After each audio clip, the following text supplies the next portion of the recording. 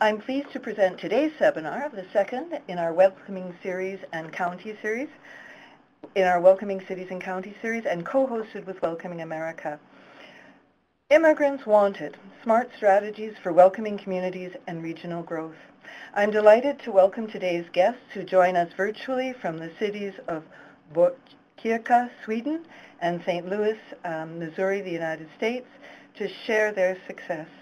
Joining us today from St. Louis is Betsy Cohen, Project Director with the St. Louis Mosaic Project, and Anna Crosland, President and CEO of the International Institute of St. Louis. And from Botkyrka, Sweden, we welcome Helena Reyes, Director for the Division for Democracy, Human Rights and Intercultural Development with the Municipality of Botkyrka.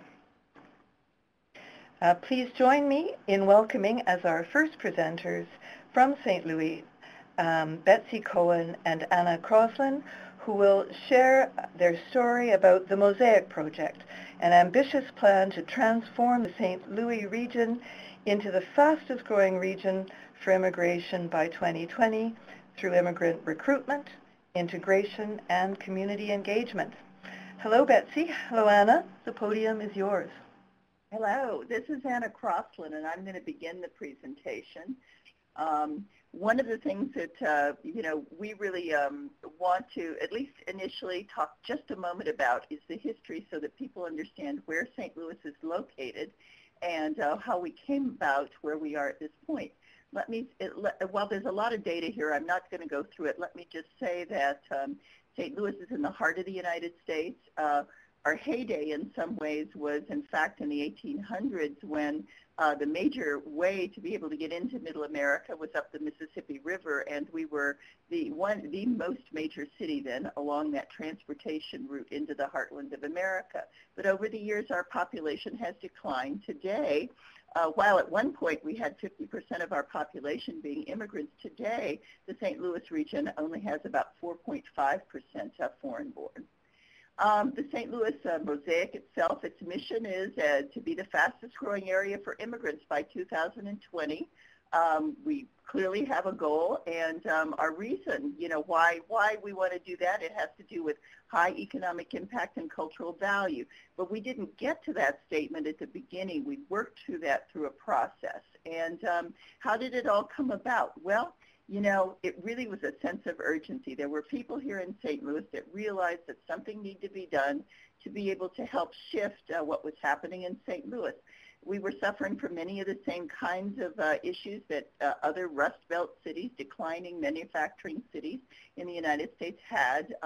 We had a shifting industrial base. We weren't, part of the new tech scene, and we weren't attracting immigrants. And as a result, we had lost substantial population in our urban core. So about 2 years ago, there were 3 community leaders here in St. Louis, one that had excellent connections with governmental officials, myself, who had a lot of knowledge, having been in the field of immigrants and immigration for 35 years, and a local entrepreneur who had access to a high level of potential donors and connections in the city. We all kind of converged on the idea at the same time that it became really important that we look at this issue of immigrants and how they, in fact, were entwined with the destiny of St. Louis. As a result, then, our entrepreneur was able to connect a local foundation director, connect with him, and basically commission a study Jack Strauss produced in 2012, which opened a lot of eyes in St. Louis because it talked about the incredible value that even the small number of immigrants in St. Louis that we already had to be able to could offer. As a result of that study, which came out then in April of 2012, we launched the Immigration and Innovation Steering Committee, and we were able to get the mayor and the county executive and the head of our St. Louis Regional Chamber, which is our large commerce organizing organization, together to serve as co-chairs for that.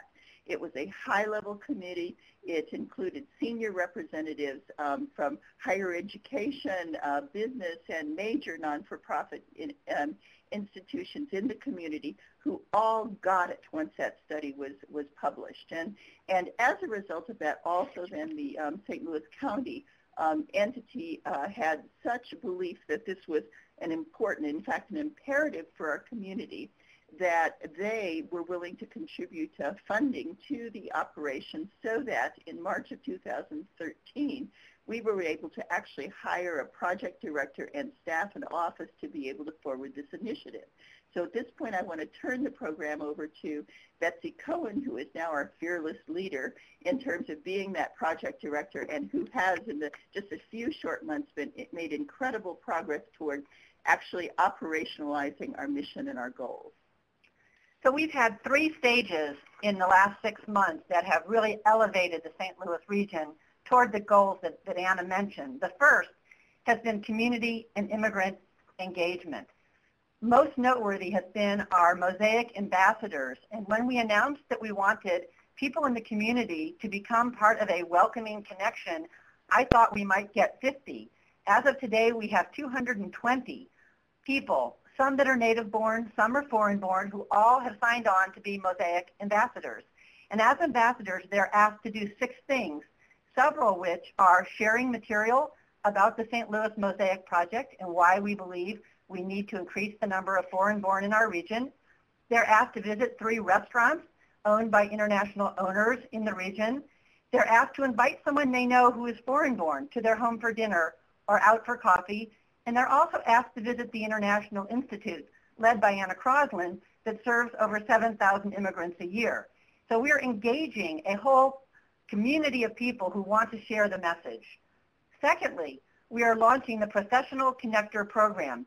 And this has been patterned from a best practice model off of Halifax, Nova Scotia, who has been very generous in sharing their Professional Connections program. The idea is that well-connected local people agree to meet for 1 coffee or tea with an immigrant who has a need for career networking. And when they meet for coffee or tea, the local connector makes 3 more introductions for that participant for their career and job search. And we're in the process of launching that right now. In addition, we've engaged our business community. For example, our Regional Business Council has 100 companies in the region as part of the council. They every year do a program where they mentor university students. This year, for the first time, out of 140 international students, they have accepted 11 international students at our different universities, with our goal to retain more of our international students into our community. The second element is, how do we become more welcoming? There are 3 areas there. First is we've had very consistent messaging, starting with the new branding, calling us the St. Louis Mosaic Project, with a mosaic meaning a beautiful place composed of different pieces that retain their own individual identity, but together are beautiful. And we need to make that message for our own population so that we can attract others to join us. So we keep focused on the entrepreneurship aspects. For example, that foreign-born people are job creators, not takers. We focus on population growth, and we explain to everyone in the region that we need to grow and reverse our declining population. And lastly, we focus on the assets that St. Louis has for economic development. We have many educational institutions, and we have excellent housing and green spaces. We're in the process of developing a website right now that will be more welcoming. It will have areas for 11 different communities, and I'm working with those communities so that the websites will reflect what they believe is most important about our St. Louis region. And we're going to have a welcoming pop-up booth. The International Institute in St. Louis already has a physical location. So we are going to have a pop-up mobile booth that we can take to our various communities, as well as we can take to corporations that are recruiting international talent. The third area is career paths. We have decided as a region to focus on 2, healthcare and engineering. We have done an assessment that we have job opportunities for healthcare and engineering in the St. Louis region, as well as we have immigrants that come with skills. So we are looking at the needs of the immigrants, language, cultural, academic support. We're looking at state regulatory issues that we may have to look at over time that will involve government issues for recredentialing. We're looking at how the employers of healthcare and engineering can work with us in a working group, and how we can then recruit our candidates and our employers together to have a more fulfilling career path for those that are here, and so that we can attract other immigrants to come to St. Louis for healthcare and engineering career paths. Okay, Anna is back, and I want to just briefly touch on some of the lessons that we've learned and recommendations going forward. We've only been at this for about 18 months, and so we're very new still, and yet there's already some information that we can share. Most notably, and I mentioned it earlier, that data is absolutely essential to being able to get the attention of the people that need to be engaged at the highest levels to be able to move this kind of an activity forward. That if it starts from the bottom and brews up, it takes a lot longer than if you can engage those people at the top from the very beginning. Consistent messaging, as Betsy said, is absolutely essential as well, because if you all speak from one voice, regardless of the sector that's being represented, then it becomes a message that resonates with people around the community much more quickly. As I said earlier, you need to set goals. You need to have a long-term goal to be able to tell people where you want to be able to get. And ours has a 2020 number that's attached to it.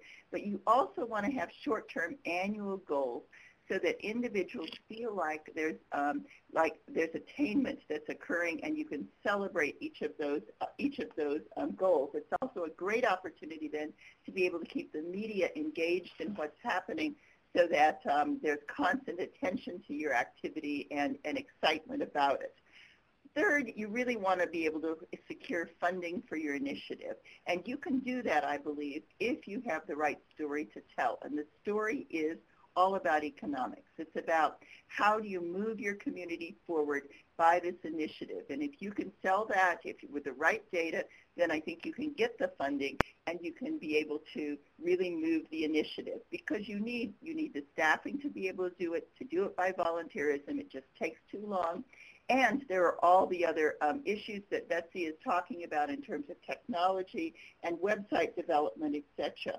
And finally, I think that really the challenge is building consensus among a lot of disparate populations and sectors who all have a goal of being able to see your community grow and thrive, but may see it through different eyes. And that has to do with being able to engage them in common sort of interests. And one of the things that we've really looked at in terms of the Mosaic ambassadors and other kinds of issues are that these go beyond, whether it's education, whether it's business, whether it's social justice, in terms of the people who want to be involved. And this is about just really sharing the story and becoming engaged in a way that benefits all. So you want to be able to really engage people at that broad, high level, instead of getting into too many of the really technical issues that can sometimes divide your population. And then don't forget to keep people engaged over and over again. One of the things that Betsy and her staff are excellent about at this point is that they are constantly sharing information through the media, through email, etc., so that people know where the initiative is, where it's going, and they can come along with it in various aspects as they see the opportunity. Thank you so much. Thank you, Betsy Cohen and Anna Crosland from Missouri. Thank you for sharing the Mosaic vision for St. Louis region's future prosperity. That was great. We've much to learn from your success. So from one city to the next, we now shift to Botkyrka, Sweden, and I am delighted to introduce Helena Rojas to talk about Botkyrka's intercultural strategy, which recognizes diversity as the foundation of the future regional and growth and prosperity in that region of Sweden. So over to you, Helena. Welcome. Thank you, and thank you so much for inviting me to this webinar, and me and my city, Botkyrka. We are very pleased to be able to share our experience, and we hope it will be useful for you. I will start telling you that I'm a bit worried that I would have, no, there I am. Thank you. Something about the demographics of Botkyrka. I realized when I put the map that we are very Eurocentric, and maybe you don't know, but or maybe you do, that Botkyrka is in the north of Europe, the north part of Europe, Sweden, I mean. And, well, it's about the most north you can get. And Stockholm is the capital of Sweden, of course, and Botkyrka is a municipality in the region of Stockholm. In Sweden, it has been an immigrant country since the 1960s, and this is something that maybe people outside Sweden don't often notice or think about. You maybe think about the Swedish people if you think about them as blonde and blue-eyed, but this has changed for since long. Well, we are a small municipality, 87,000 inhabitants, but a compact population of 36.5 inhabitants born in another country, 15.8% born in Sweden with two parents born in another country. And if you count the next level, we often say that it's about 75% of the population in Botkyrka are trilingual and, have several ethnic identities, actually.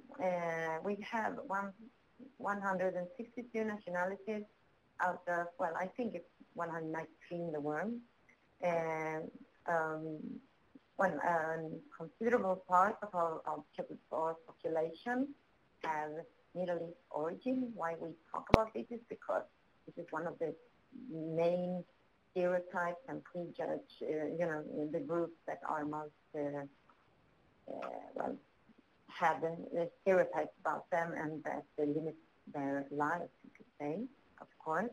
5.5% have African origin, and we have a young population and, over 50 years of migration. And I think it's important to say that for us, with this background, it's, as I hear the former speaker talk about the main, force of this work is the economic growth that this population can give. Of course, this is important in Botkyrka too, but it's more, the human dignity starts with human dignity because this immigration is so near in time in Botkyrka and Sweden that it's obvious that, these differences between people because of their origin, it's so obvious and so unacceptable in a welfare state as Sweden. So it's not only the economic growth, it's also the human dignity part in Botkyrka.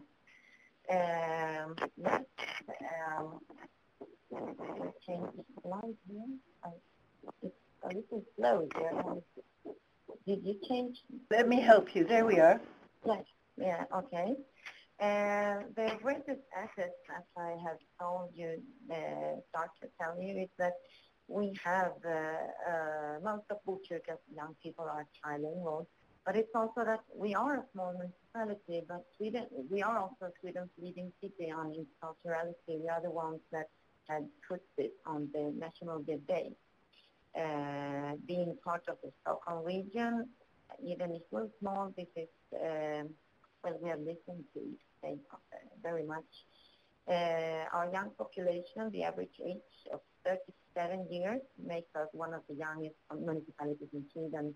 And also, of course, with that, we have 100 languages spoken, and people with background from all over the world live and work in Botkyrka. We also have better scores, in general, if you compare in Sweden, school results, also unemployment compared to the national, the national figures for the same social conditions in other municipalities in Sweden, we always score higher, and we think that it's because of the work we do, actually. I will change slide now. If it doesn't change, it changes for me. The challenges. You do that, please? Okay. There it is. Yes, thank you. Well, of course, we have lots of challenges too. the unemployment, even though in the figures, we have better scores than other comparable municipalities, it's not okay, of course. We have an unacceptable unemployment. And Botkyrka is one of the poorest municipalities in Sweden. We have the lowest income per capita out of 219 municipalities. And segregation and poverty shows an unacceptable correlation dividing non-white and white regarding income and living conditions.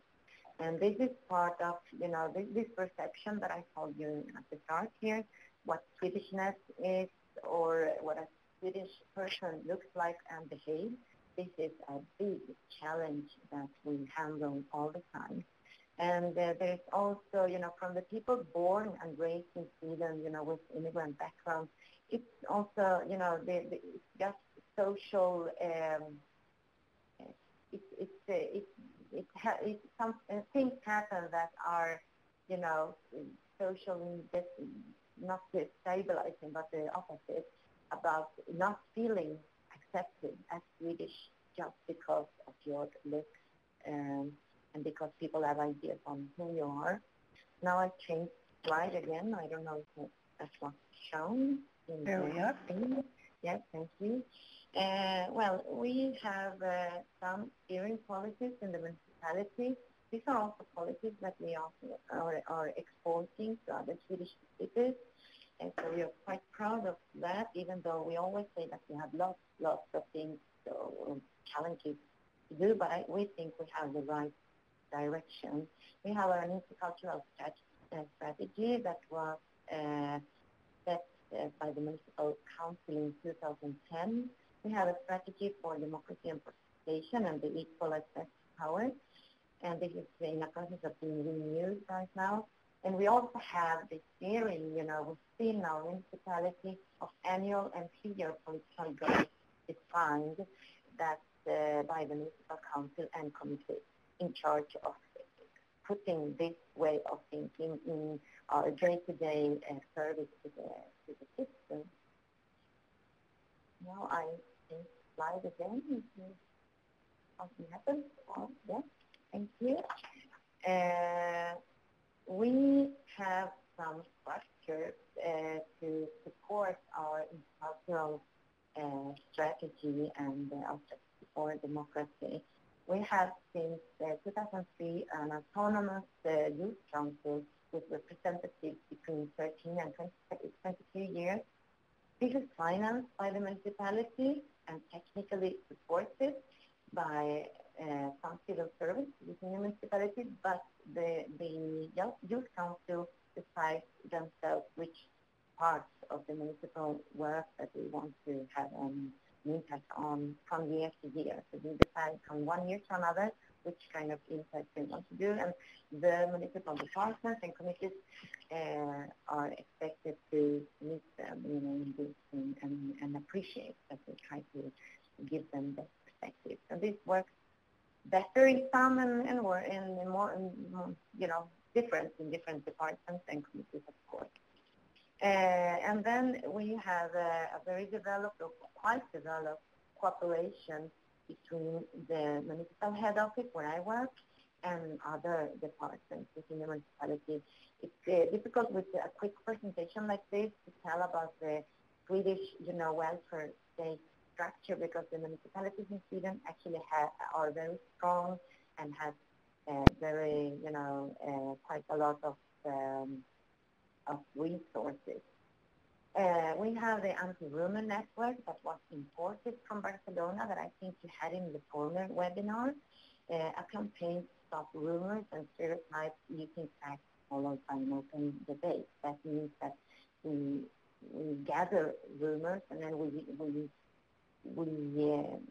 analyze the facts of the rumors that have the worst social impact and then have an open debate about it. We also use cultural activities, media, sports, like football is called here in Sweden, but I think you call it soccer, to break down stereotypes. And then the dilemma workshop that I was invited to from your organization to talk more about. Please change slide if you can. Yes, and then now I will try to give a quick presentation of our dilemma workshop concept. The dilemma workshop is put up to solve these kind of dilemmas that are very complex, but they are part of our daily life, day-to-day life. It's part of being a human.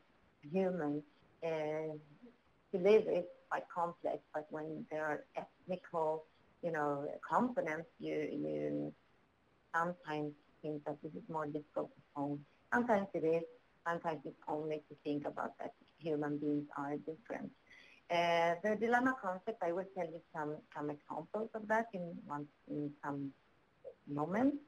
But the idea is that there is a facilitator and that will help out this analysis, but both the facilitator and the participants need to have an understanding about the difference between a multicultural and an intercultural approach.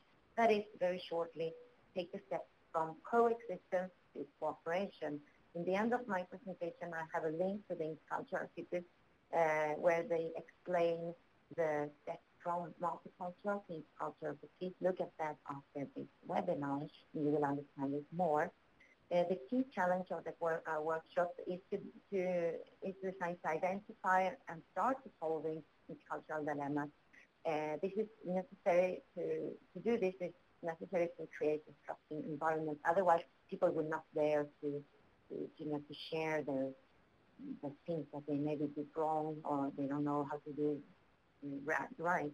It's also necessary to have a pedagogic workshop leader and skilled in the field of interculturality to complete the group analysis and to identify the next step after the workshop, because actually the workshop is a way of starting a structural work to see how, there is always an individual. You can change slides, please, Kim.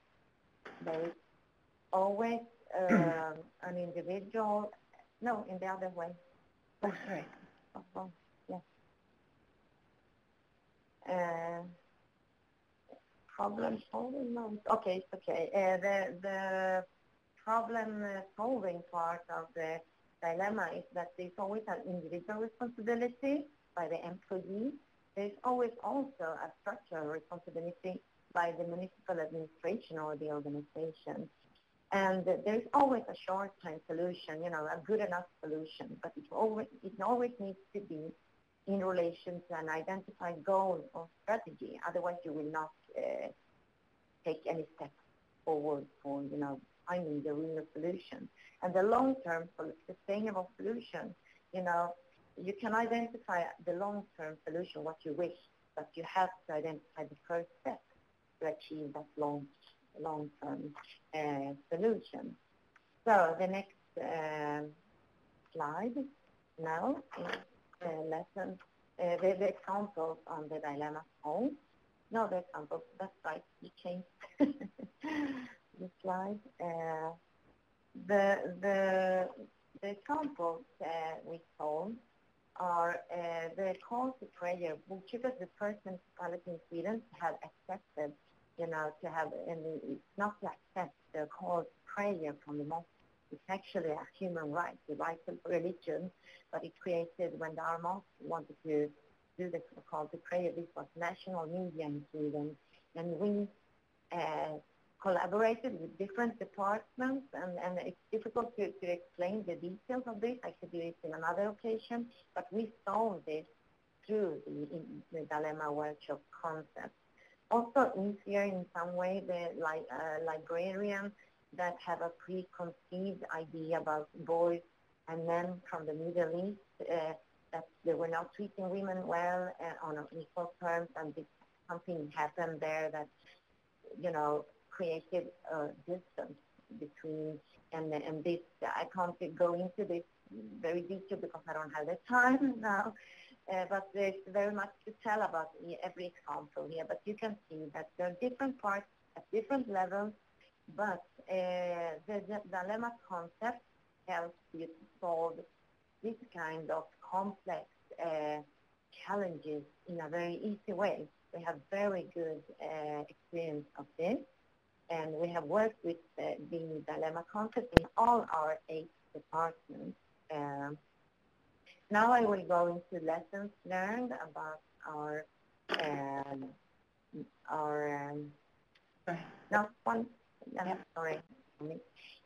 the lessons learned about this work, is of course we do activities, that will have impact at the local level, but we are always working at we are steering everything very, very well when we have the idea on what we want to achieve.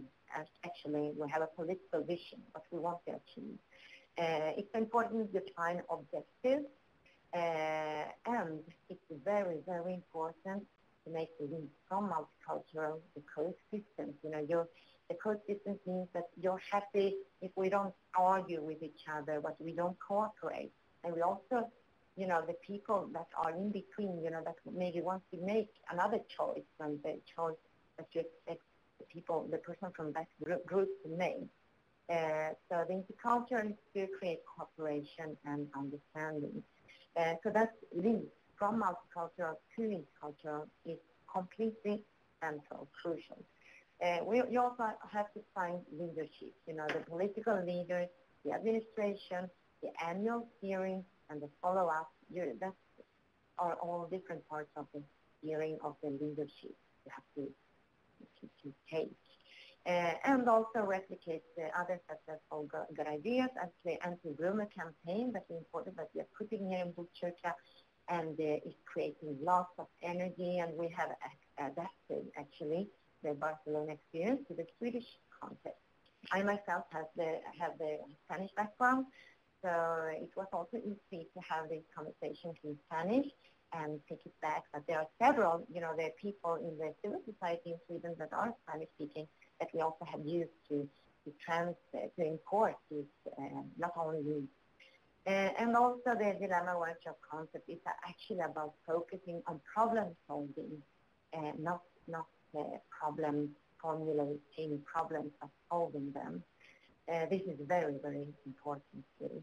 And also the cooperation across departments, because the dilemma workshop is actually also a component of by culture. The culture department is working and supporting with arts and film and different, creative expression to make this dilemma workshop, debate more fun, actually, to talk about complicated and difficult topics, but in a constructive and interesting way. And the cooperation across departments, the competence fields to solve the complex challenges. As I told you, as the multi-prayer, it was the security department, it was the law department, and it was my department that solved this dilemma together. And I can't tell you the results, but it was a very interesting result. And now everyone is happy and they are having the prayer, no problem, until today. I can't tell you tomorrow. Okay, I will stop there. I hope you heard my presentation. This is the link to the intercultural city explanation about intercultural, from multicultural to intercultural. So please ask questions if you have any. Thank you. That's great. Thank you very much, Helena Reyes, for sharing the story of Botkyrka's work with and its proactive sort of solution-seeking approach to interculturality. Certainly this wonderful model for addressing everyday dilemmas as a critical step towards building consensus about immigration is one to watch. Congratulations. So now, from one city to the next, you know what we say, good ideas travel. You'll notice that there is a new poll on the screen, and it invites you to tell us whether you would like to adapt, whether you might adapt today's good ideas in your own city. You can cast your vote at any time during the session, and And I encourage you to do so. It's all anonymous and it's a lot of fun, so please do that. So we've now concluded the formal part of our webinar. It's time to move to the Q&A session, and I'd like to invite everyone to continue to submit questions to the Q&A box in the upper corner of your screen. And now I'll invite Susan Downs-Carcass from Welcoming Cities and Counties to ask the first question. Over to you, Susan. Thanks, Kim. So a central theme of the Welcoming Cities and Counties initiative is helping receiving communities recognize the positive contribution that immigrants make. So it's interesting to hear more about what strategy or message has been most successful in changing hearts and minds. Perhaps first we could hear about that from Botkyrka and then from St. Louis. Okay. We have very different contexts here, but I would say that our way of communicating this necessity to make this change, it's both with that, Botkyrka has already had this demographic change for half a century, and there's no way back. It's only a try to create possibilities for all, for the good of the whole society. So this is one part of the communication, that there is no way back. It's only a way forward. But also, of course, we use the fact that the majority of our population, of our young population, is trilingual, and the majority of our population have global networks if we only use them. So now, so it's time to use them, and it's time to use both, at the individual level, that people have capacity that has not been used for the good of the individual and the good of society, but also, there is no way back. This is freedom today. We have to wake up, because if we don't do, it's about that that's our way of communicating. But our way of communicating is always positive. Maybe I didn't show it explaining like this, because English is not my first language. But it's that always, the thought is to talk about it in a positive way. We don't talk about, we always talk about the challenges also, but we more talk about the possibilities that are not being used. That's about that. Mm-hmm. Yeah, that's great. So Betsy and Anna, how about in St. Louis? Strategy or message that's been most successful in changing hearts and minds? This is Betsy. We have really found success with the economic approach, and the data from the first study from Professor Strauss gave us facts about the higher education of our foreign-born, the fact that there's a 60% higher likelihood of being entrepreneurial and starting a business, the higher earning power average for our foreign-born in our community, and that this is where the economic value comes, and that has been extremely compelling. In fact, we have a tagline for the St. Louis Mosaic project that we use on all of our material, which is regional prosperity through immigration and innovation. Regional prosperity through immigration and innovation. So that is really the sentence I say every time I say St. Louis Mosaic project, regional prosperity through immigration and innovation. And that has been the opening, and then that brings other aspects following it of cultural and social value that people bring. Yeah, it's Anna. Let me just interject one additional thing, which is that the Strauss study showed that while obviously there were attributes that that higher and more skilled immigrants brought to the community, that in terms of population loss, entrepreneurship, and other kinds of issues, that in fact immigrants at all ranges of the spectrum in terms of education and skills were valuable to our community. And so we do not, in our publicity, et cetera, distinguish between the two, and the shared prosperity message is meant for all ranges in the immigrant spectrum. Okay, very good. Thank you. I see a lot of interesting questions coming in. I was going to ask about the role specifically that immigrant groups have played in the development of your project, But I have got an interesting question here on the screen from Larry Cole, specifically for you, Helena. He is interested. He asks, the dilemma workshop model is interesting. How did you engage different groups and stakeholders in the problem-solving process? Who is involved, both community and community, both government and community representatives, he asks. And my question was how you had involved immigrant groups in developing your program. So maybe you could tell us a little bit about how you consulted community. Yes, I will do so. But I want to tell you from the start that, Sweden, as I told you before, has a very strong public structure.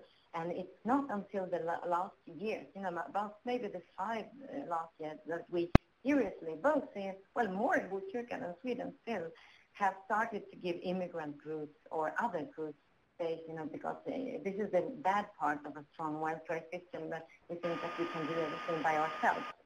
It is said. Do you hear me? I hear sound. Yes. Okay, but concerning the dilemma workshop, actually this is only, but I think it's interesting, this question is interesting because it makes me think.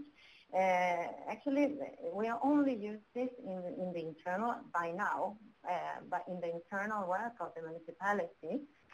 So it's, our technicians and the civil servants that have dilemmas.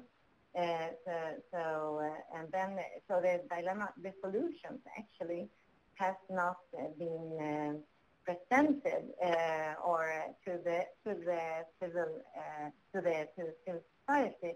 So this made me think that of course we should, but we have only used this as a very internal way of solving problems. So thank you for that reflection. I will take it back to our work. Great. And to you, Anna and Betsy, how did you engage your immigrant community in developing the project? I know you used a great cross-section of other stakeholders. Well, because I was involved initially as one of the at the beginning of the project, and my organization serves about 7,000 immigrants a year, and has in fact been in the community for 95 years. I can say that immigrants were involved from the very beginning through our relationship with the project. As we then began to formulate the thrust of the project, etc., and form the steering committee, we obviously looked for individuals who met the criteria of being leaders within different sectors who also had an immigrant background. And so that was another way we brought them in.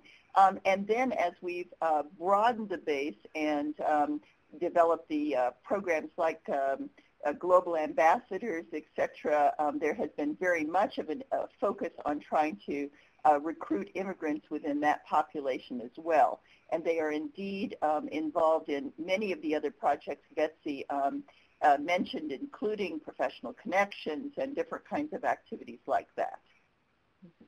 Very good. Can I fill in with something? This is Helena. Yes, Helena, please weigh in. This is a question that's also coming in from a number of actors. Michael Hellstrom, for example, asks about the specific role of ethnic agencies, associations, and groups in Botkyrka's work. Yeah. I just wanted to fill in with well, I tell you this because I want to be very honest, when in sharing the experiences, that this about the lack of the participation of the civil society until the last 5 years. But I also want to tell you that Botkyrka has, in the employees, we have 5,800 employees. 40% of our employees have immigrant background, but of course there is always a level of, there will always be people more, the ones that are most vulnerable are the ones lacking most, of course. But with that I want to tell you that several people working within our municipality are from the area. Me, myself, I grew up in Botkyrka, for example. But how community leaders are defined in both cities. I don't know if I understand the question fully, but the community leaders maybe would be then the leaders of association. Is that what they mean? What means, Michael? And the role of local community actors. Right now, the anti-rumor campaign, for example, and everything we do from now, we have started actually a national center, UNESCO center, together with 2 other Swedish cities to, because we think that we can't find long-term sustainable solutions without including the civil society. So this is a way, and the action-oriented research. So the anti-rumor campaign is completely, defined by by these 3 parts, and the civil society is very central. We have other initiatives where we put the civil society in the center from the beginning. But the community leaders, this is always a challenge because we are not sure if, we don't want only to have the discussion or the conversation with the leaders, because maybe the others will think differently. The leader is only a person. He can't represent, or he or she can't represent the whole group. So we find different ways of finding citizens that are engaged in this. We have panels, internet panels with 600 citizens, just to find other ways of finding knowledge about our community, our municipality. Mm-hmm. Thank you, Helena. Yeah, we've got 2 different sort of jurisdictional differences, but it is interesting how similar some of your strategies are. I have a question here from Ella Henderson for the people in St. Louis, specifically about the volunteers that you engage through your ambassador program. She wonders, she's particularly interested in the orientation training that you provide, and whether there are limits to the role, and what feedback you've had from the volunteers so far. So Anna or... This is Betsy, yes. Betsy?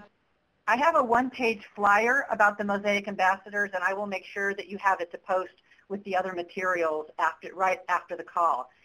Every time I give a talk, which is often many times a week, I encourage people to sign up to be ambassadors. And so they hear about it and they say, what can I do? And I say, you can be an ambassador. At the moment, the activities are things that they can do on their own, and we give them a flyer they can hand out. There's a PowerPoint presentation. There's a speech they could use if they want, and we ask that they share material in the community. We have a metrics page that they will be asked to give us so that we know the reach that they have had. We are doing quarterly training. We have one next week, and we have speakers from the International Institute, including Anna.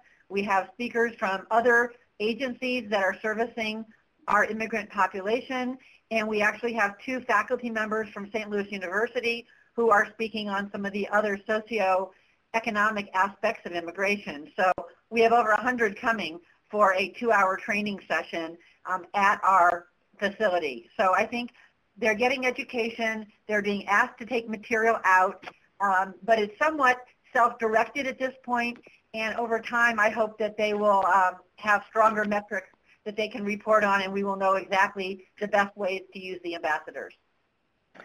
Very good. I have 2 questions now. They're somewhat linked. One of them is specifically about the wonderful anti-rumor campaign that Botkyrka has imported so successfully from Barcelona, and that is another good practice that we have profiled at Cities of Migration, so I encourage you all to go online and have a look at it.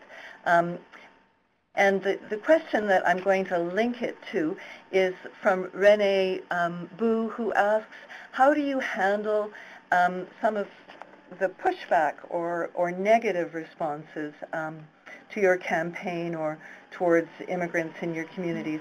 So I thought I would start with St. Louis, with you, Betsy and Anna. How are you handling the naysayers in your community? Well, first of all, we have to recognize why they might be naysayers. And in many cases, it's based on ignorance and on fear. And the fear may really, at the core of it, be, where do I fit?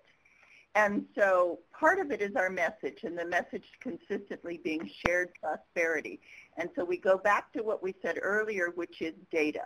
We use the data. Jack Strauss not only produced the initial report, which was called The Economic Impact of Immigrants in St. Louis. If you look at that report, what you find is that it not only benefits immigrants themselves in terms of being here, but it raises the wages of other St. Louisans when immigrants are here, creating businesses and working and actually creating opportunities in the community, because when they're working, they buy at the local grocery store, they buy gas, they rent and buy homes, etc. And so all of this creates then jobs for other people in the community. Strauss actually did a more recent study that it focuses on 200 cities around the United States that's called Latinos and African Americans, Allies, Not Enemies. And what he has done with that is use demographic data to show, in fact, that people who might, in fact, think of themselves as being competitive for jobs with immigrants actually benefit in terms of higher wages and more opportunity in their communities because there are high numbers of immigrants. So we use that data over and over and over again to be able to make the point that this is a shared prosperity. This is not just something about immigrants. Very good. And perhaps turning to you, Helena, we could ask you to tell us a little bit more about your anti-rumor campaign and specifically how you've adapted the Barcelona model to the Botkyrka context.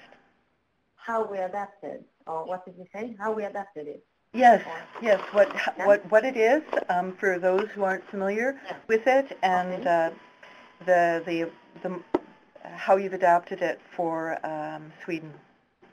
Yeah. Well, the concept is that there are always rumors, in society, but some rumors are worse than others. Some rumors create more social pain or social stress than others, and limits the living conditions of people. So there are some rumors that are worse than others. So the work that Barcelona has done, that we also have done, is to find, we did this citizens panel asking for the most common rumors about Botkyrka. This panel that I told you about, that we asked 600 citizens in Botkyrka, the worst rumors about Botkyrka, outside Botkyrka and inside and between different districts. And then we, right now, because we started right now, but we are doing an analysis of which ones of those rumors that are the most important to break down. And the next step then is to find the facts.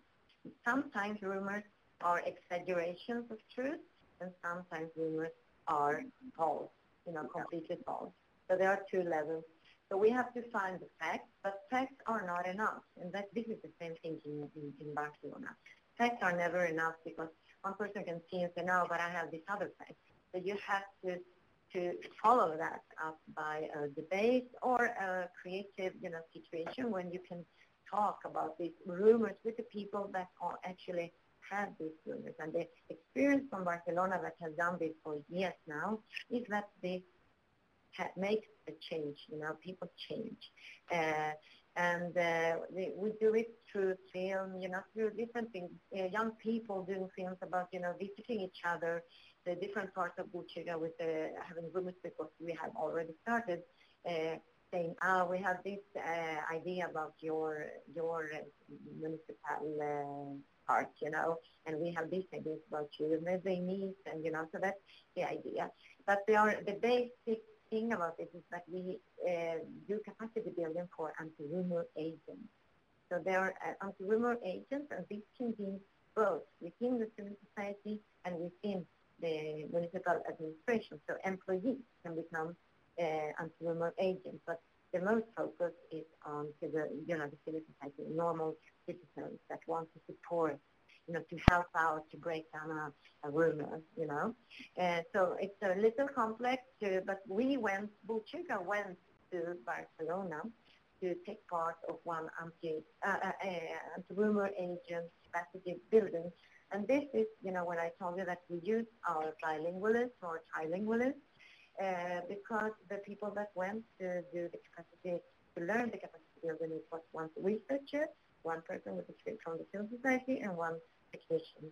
The technician was the only one that didn't know the language, which wasn't me, it was another person, the project leader of the rumor campaign. And the other two, the researcher and the civil society person, both speak Spanish.